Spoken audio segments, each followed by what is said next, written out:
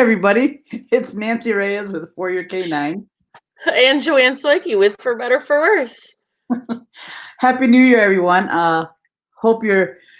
I'm really glad that 2020 is over. I'm looking forward to a little bit calmer, more stress-free 2021. That's my only goal for the year. Hope you all enjoyed your time. Most of us looking at Facebook spend our time with our dogs and our jammies. That's what I did. So, hi Judy, Yeah. how are you? Hi Alicia, Happy New Year, everybody. Hi Sue, Karen, Deb. Yes, we're looking forward to a whatever 21 gives us. Uneventful 2021. Uneventful. We want a boring 2021. That would be great. Yes. So anyway, welcome. Hi Aaron. So I have to say I love New Year's Eve. I got married actually on New Year's Eve. Because the reason I did it was because it's always to me it always feels like a fresh start, even though it really is just another day and just another calendar year. But I really do love the feeling of starting anew and getting another opportunity to do things different, better, whatever that is. So I'm a fan of this time of year. So, and I always try to set up goals or do different things to see what we do, if we can be better next year versus this last year. And I think that's not going to be hard to do in general. So, but one of the things I did want to talk about, and Joanne can attest to, 2020 was really difficult and very, very stressful in a lot of ways. Business-wise, professionally, it was difficult trying to keep the business going. And personally, my mom passed away this year, and other personal family things that happened too, that was very challenging. But in all of that bad, quote unquote, things that happened, a lot of good things did come out of it. So I just wanted to emphasize that a lot of good did come out, and I learned a lot. So I am personally coming out of 2020 with a lot more skills and knowledge. So, and I don't know, how about you, Joanne? Yeah, it's same, right? I had just got a building in October of 2019, so I was 6 months into a contract, and of course this hit, and it was very hard. Thankfully, the community, the tribe, the dog community really helped out with, and I think allowed both of us to really continue. It's been a strange year, and I think more so than not, I'm seeing people struggle, right? And we're all different, and we can all handle different things, but this has really been the year, I think, to reach out to friends and to take more time and to really make sure that everybody's handling things and doing okay. And I think it has sort of, well, I think this year more than any of the other has brought people close, divided people farther. So I'm with Nancy. I'm ready to sort of get rid of this year and have a fresh start, and let's see what 2020 has to bring. 2021 has to bring. Yeah, we already saw what that brought. Okay. Yeah, right. So anyway, one of the positives was, as Joanne mentioned, the support that we both received from the dog community was overwhelming, and still makes me misty to think about it, because we wouldn't be here and we wouldn't be able to do it without all of you. Right. And the other things is I learned a lot about technology, and I'm a pretty techie person, but man, did I get a crash course on that. So those are all good things. And also professionally, I learned maybe how to do things a little bit better, a little different. And some of the things that have come out of it, like running trials and things like that, were kind of good things that maybe we want to keep doing in the going forward. So those are all really, I mean, something good always comes out of the bad. So it's just a matter of trying to really look for it. Yeah, but the dog community is huge. I'm so blessed that I am part of that, because wow, without it, it would have been a much different outcome. It's still difficult, and those of you who train with me, there's been modifications. We're not operating at full capacity yet, and just as Joanne isn't, but it's been really it's been okay. We've managed, but like Joanne said, we are seeing more people struggle. Towards closer to the end of the year, we saw more people with the stress of COVID and the uncertainty really started to get to folks. So we try to be there for them, and we chose to continue to modify and adjust our businesses so that people have something to do and some outlet for some of the stress and pressure that they're experiencing in their regular life. So that was our goal, to try to keep things going for that reason. Yeah, and it's real strange because I think in normal life, right, people go to work their dogs to relieve stress. And it's so hard because, dealing with now, it's like, well, do I leave the house to go work the dog, which I love to do? I'm worried about being out and about. And I think I think everyone has done a really, really good job of super respectful and super safe, and just given everybody the opportunity that was comfortable with it to be out and get out and sort of get a little bit of that mental health support to be able to go and work your dog. Yeah, and that's why we try to do our trials. And actually, that's one of the areas where Joanne and I were talking as trial hosts with some of the other venues we do. Some of the stuff that we've had to do to make it work, to keep everybody safe, might stay around for a little longer. It was some of the changes were kind of good, so we're gonna kind of adjust. Granted, this isn't over by any stretch, but going forward, kind of take inventory of what did work well and what didn't work well. So those are all things we're looking forward to. So because some of the adjustments, the scheduling of the trials and people to come in and all that was a good thing. And it kept shortened people's time there. So that was good. And even though for me, part of trialing is what is and remains to be the social part, which we haven't been able to do. So I also struggled with a little bit of stress in regards to that, because I'm a hugger and a close person and a toucher, and I've had to really learn how to not do that. So that's been difficult, and it was a little tough. I had a couple moments of like, oh my God, I can't keep doing this. So I've had to adjust who I am, a little bit of who I am. So, which is harder. The introverts, I'm sure, struggled, but the extroverts really had a hell of a time, I'm sure. So those of you who are the extroverts. Erin says she always works from home, but started to lose track of which day it was when things were shut down. As I based the day I was on the dog training or the activities I had that night. Yeah. Yeah, it does. It's like, oh, it's Tuesday, we're going here. Well, we're not going, so it gets a little bit confusing. Anyway, so part of what we wanted to do is wish you all, of course, a Happy New Year, and kind of go over some of the stuff we want to do for next year. We're going to try to have more guests on different topics. So again, a lot of you have been super cool about sending us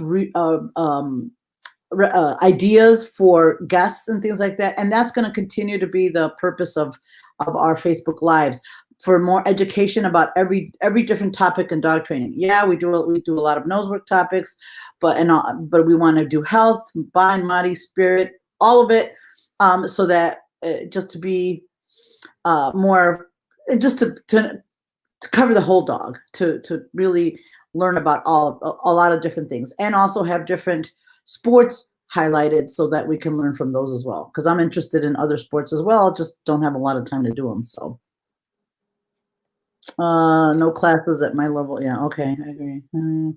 A large barn hunt, blind entry in reverse makes sense. Yeah, I would agree, Barbara. I like the bigger blinds for barn hunt, and at our end was easy to do. So I think I would like to keep that. Hopefully, Robin will allow it because it's been I really liked it a lot as well. So yeah. How about you, Joanne?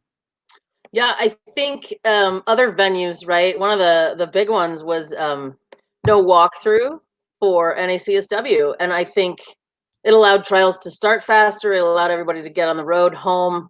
Um, However, I do miss the debrief. I do, to sort of have the camaraderie to cheer for your teammates and hear what the judges had to say about how dogs worked hides. But so both things. I miss one. I really like the other. But yes, I got a lot of comments on trials and separating by, so people only had to be there for a small period of time. So I don't know. We'll see how that continues as things change. Right. Um, so oh, hey, Charlotte.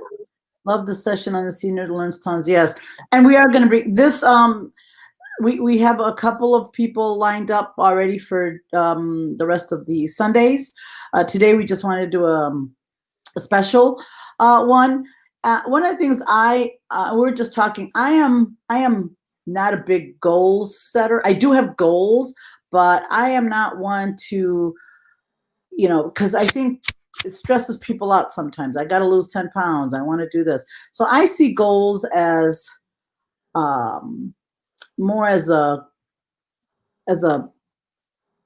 something to shoot for, but important to kind of keep track of the process and how things have changed and all the different. So it's not necessarily meaning that you have to hit those goals, because sometimes it's pretty cool what you do, where you do end up when you set goals, right? So I would like to talk a little bit about that, about setting training goals and how to do those, and kind of how to really try to get through those, right? So the goals for dog training are different for all of us. Those people who compete and that are in different different type of dog sport activities, they have certain goals. They want to get certain ribbons or this and that. But that's not always what we really mean.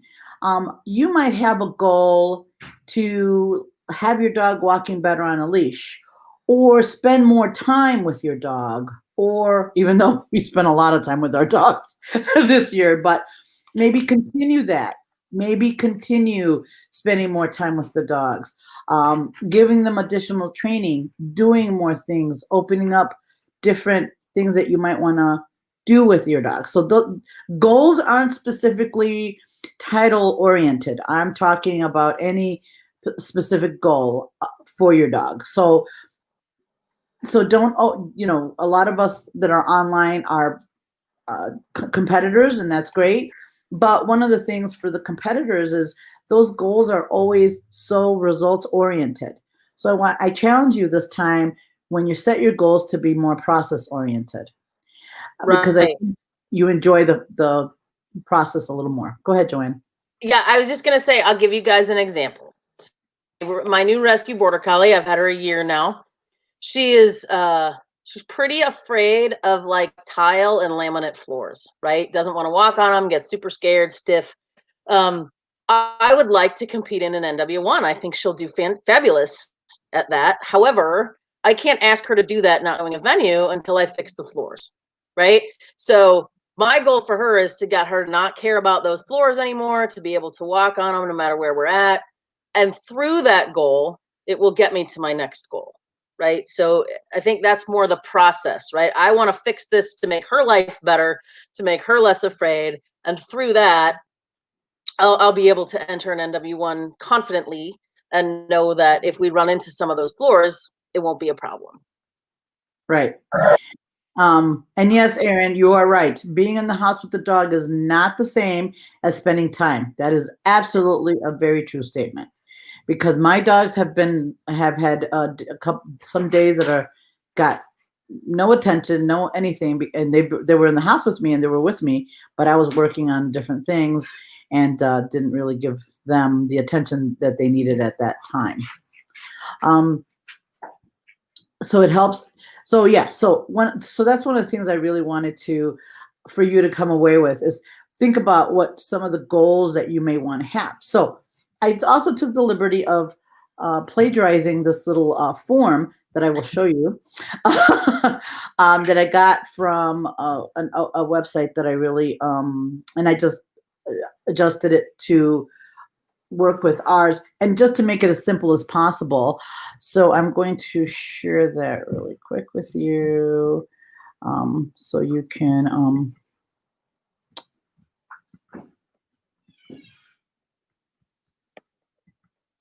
so this is it's just a really easy form. I'm going to send you the link so you guys can download it if it makes it easier.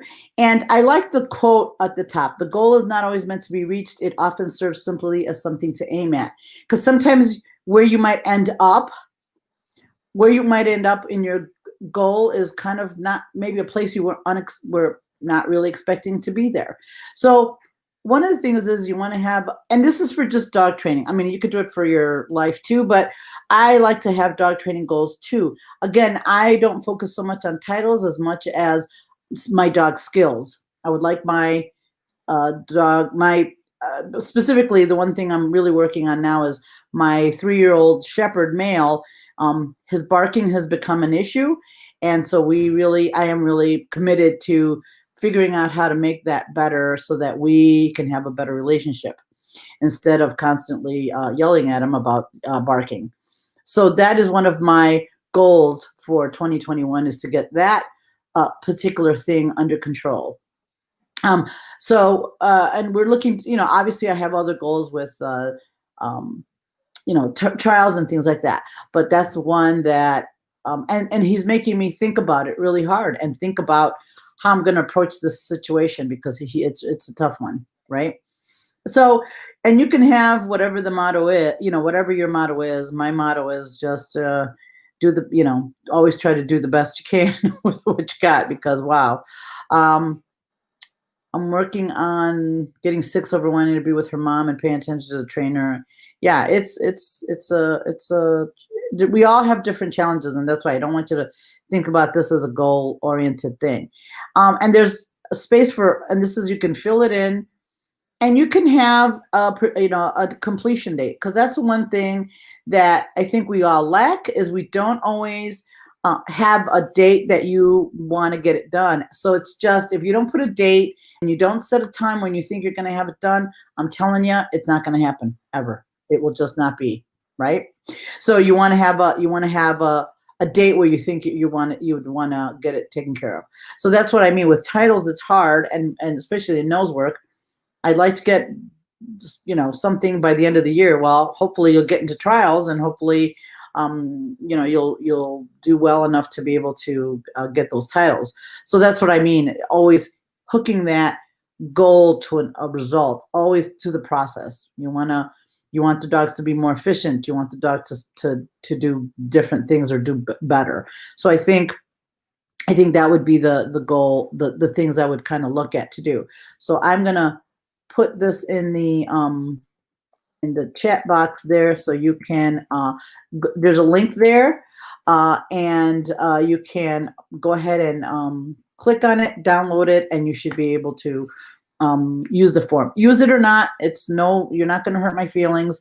It's just something to get us started to think about our goals for dog training. And you can have one of these sheets for each of your dogs if you want to really get picky. For the overthinkers, Debbie McMahon, it can become a big spreadsheet, but for this, I think simple is better. I was gonna say from her previous right? What did you do tomorrow, and what are you gonna not do again? So, yeah, but yeah, totally right.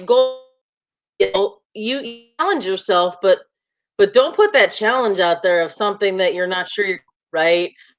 Not sure you can get to. It's better to set a goal and then set another goal once you've accomplished that than it is to set one that you might not get to. Right. And you're right. So many things like titles are sometimes outside of our control, right? You may have something like, something that scared your dog, or weather, or just some random things that, might affect a title that you weren't expecting. So, Right. And the other thing I challenge some of you to do, I know a lot of us do nose work and different, is try a different sport or something different. Like, I'll be honest, I love trick training. I don't have a lot of time to do it. I did a little bit this year, kind of crammed, but my dogs really enjoyed it, and I also enjoyed it a great deal. So going outside of what you normally do can kind of bring in a kind of an inspirational kind of thing for the sports you do currently love. I love nose work, and I will continue to do that. But it was kind of nice to have something else to bring to nose work. If you can do a trick while you're waiting, and kind of getting them to kind of calm things down when they're a little excited, to be able to bring it with you to the sports that you're doing. So I absolutely uh, enjoyed that very, very much, and I'm interested in learning about other sports and things. So I thought that would be that form was for me. Like, I did one for each of my dogs. I would like to get from a title. I would like for Jive to be more consistent in her nosework trials, in that she chases orders some. So that's been my focus for a little bit. And it's looking good, and she's improving quite a lot. So that's my goal, right? To keep working on not having her not chase odor so much. So those are the kind of things. So it's like, so if we get the titles, great, but this is my focus for her and with her for the year. One of them anyway. Patty's making soup. It sounds good, Patty. Meatball and potato soup. Sounds like a plan. asking at its best. Don't. Yeah, right. So those are things that I want you to really think about. And then just plan the goals for your training for the year. And the big thing we want you to take away is your goal should enhance the relationship with your dog. It should make that better. And if it doesn't, then maybe it's not a great goal, right? And yes, Erin, a goal has to have specific things that you will do in order to reach that goal. So this is why I wanted to talk about journaling. I have never been a big journaler, but I had started my students when doing the mental management. They have started, and I myself started doing it for it is so awesome to journal. And journaling is different when you write it. It's a connection that your brain makes when you write things down versus when you're typing it on a computer. So get a notebook, and you can journal your process. You can set your goals, set your process, and then journal as you go through it, and look back at it at the end of the year. It's awesome. You learn so much, like, oh my God, she's so much better at this than she was at this. This was such a great thing for her. I was so worried about that, and that never became a problem. It's just amazing, especially with new dogs. So I encourage you all, get a cheap journal for training, and just write in it. Even if you write in it 5 minutes a day, write what you did or what you accomplished or how you felt that day about your dog. It's amazing at the end of the year, all the information that you'll have in there about you and your dog. I'm so a writer. I'll take notes on something that I want to remember. Putting it in writing, it's on your brain a little farther, but I wish I was more like that. I should make that a goal. But something that I do is, when it comes to the end of the year, I do like to go back and reflect on all of the videos taken, even if it's just a training video, something silly, so we aim or whatever. I just a view of those and sort of see where they are today as well. It's again, it's something that I should be better at, writing things down, but since I'm not, at least it's my way of going back to reflect a little bit on what's happened in the last year. Yeah. So Kathy, I have my I do a lot of mental management coaching with my students. So part of one of the things we've done is journal your training, how what you did well, and that's a big important thing. What you did well in that training session or at that trial, because we tend to always focus on the negative. So always focusing on that positive, really important.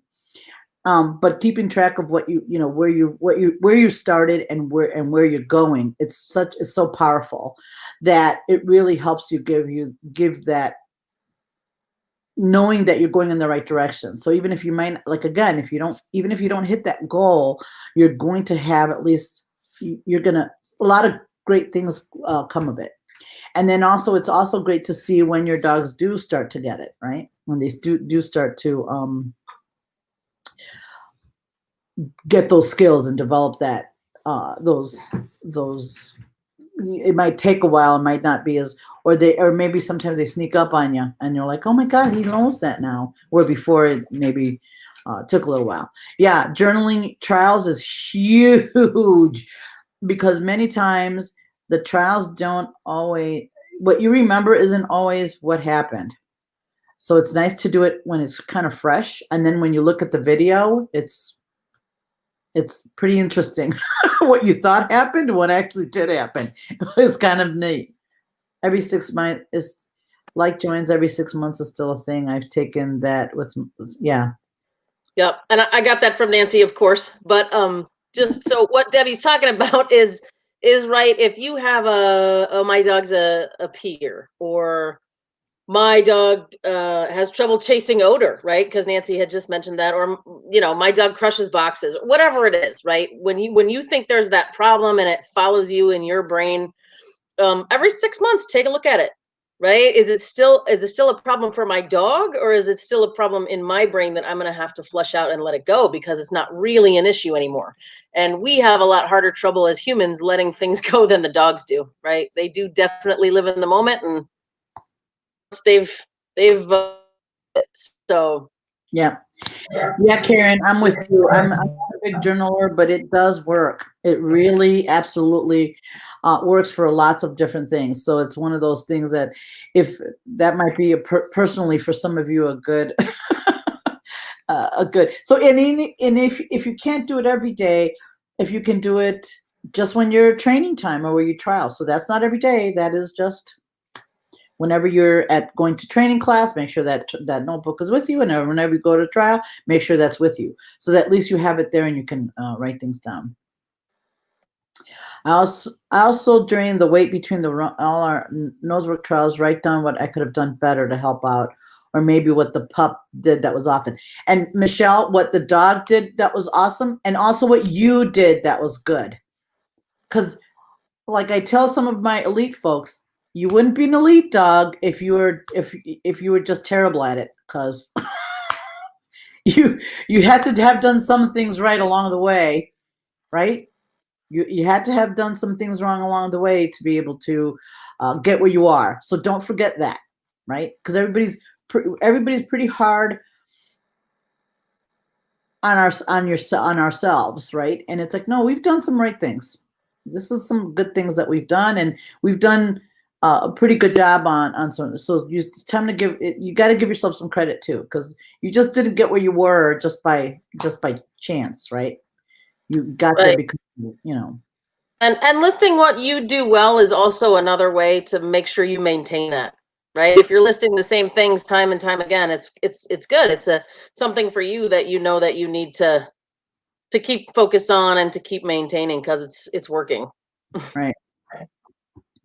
Hi, big head. Yeah. Yes. Having a better relationship is very important, because me and my boy are struggling a little bit. The barking is getting mommy very emotional.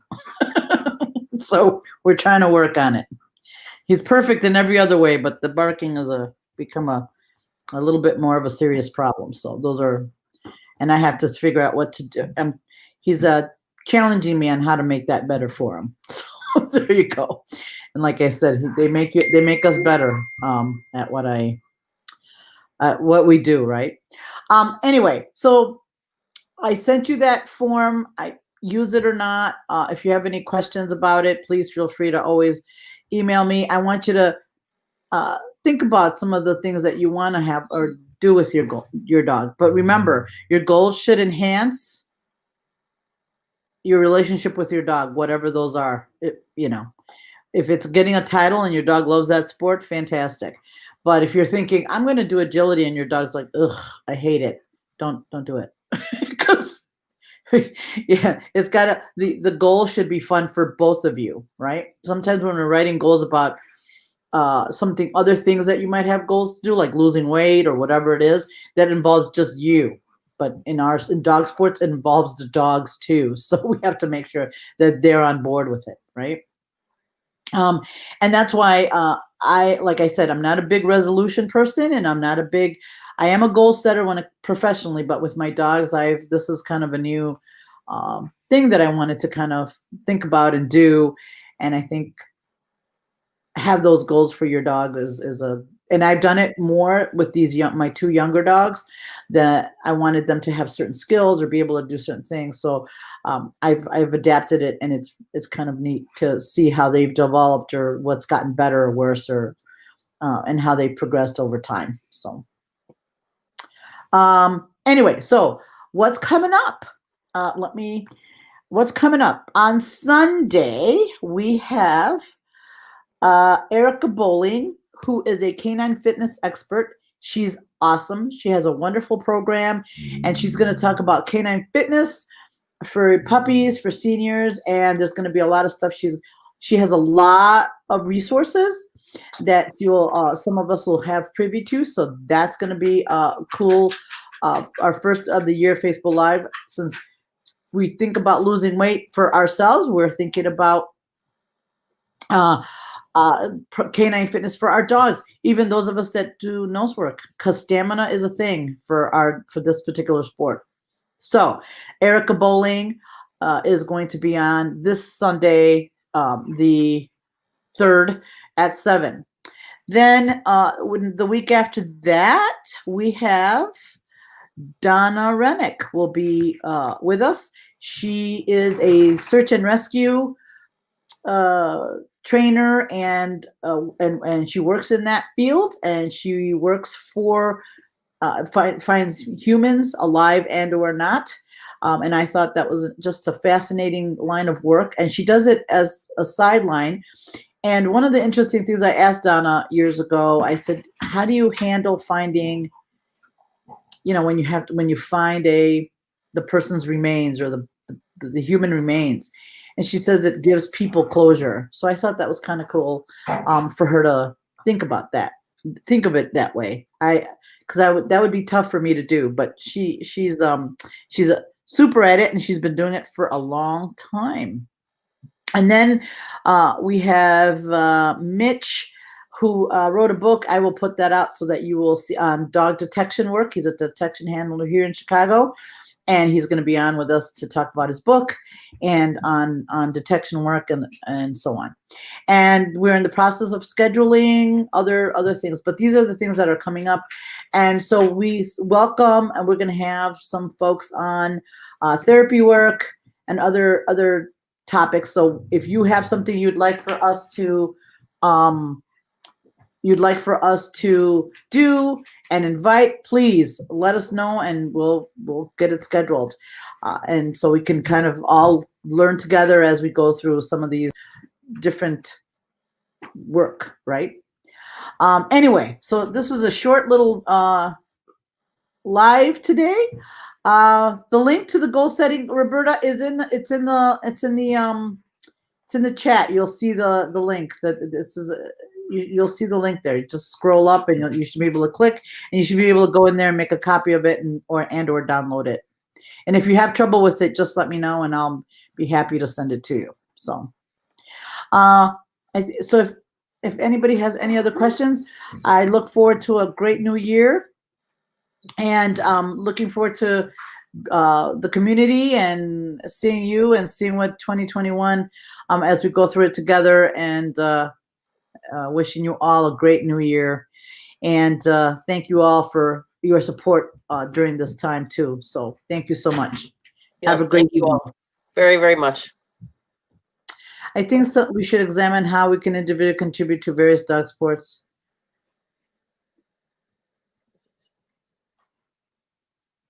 Oh, yes, I like that idea, Dave. All right, guys. Happy New Year. Thank you all so much. Have a great evening. Thanks, everybody. Happy New Year.